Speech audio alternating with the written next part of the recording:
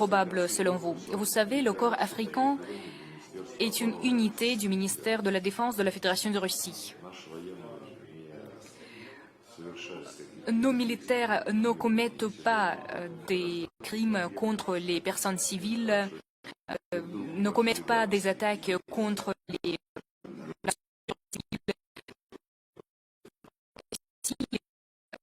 personnes qui vous ont demandé de couvrir ce sujet, de poser cette question, ont quelques faits, ont des questions.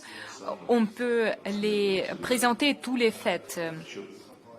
On essaie de nous accuser de tous les maux du monde, et en ce qui concerne les pays limitrophes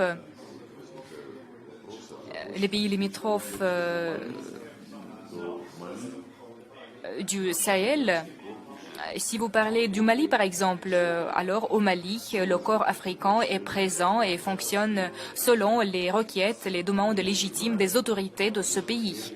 Nous sommes au courant des tensions qui existent entre nos amis algériens et nos amis maliens. Ces tensions sont liées au passé colonial. Appelons un chat un chat. La période coloniale, quand les pays occidentaux ont divisé l'Afrique comme ils le voulaient,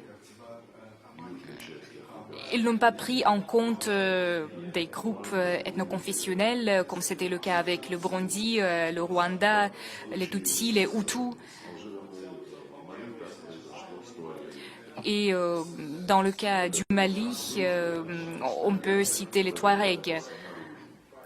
Alors, tous ces facteurs alimentent les conflits. Et tous ceux qui ont divisé l'Afrique comme ça essaient de provoquer la tension, la plus grande tension, même aujourd'hui. Si on prend la carte de l'Afrique, il y a beaucoup de frontières artificielles. Et l'Union soviétique, après la décolonisation, a examiné, a considéré la possibilité de faire la division des frontières de façon plus logique pour ne pas séparer les groupes confessionnels et les groupes ethniques. Mais la décision a été prise de ne pas le faire parce que cela aurait ouvert le boîte de Pandore.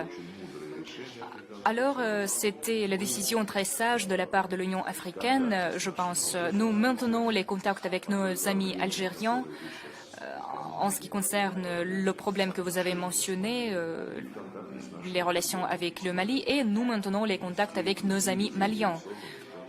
Et les deux parties s'intéressent au rapprochement et à la résolution de ces désaccords.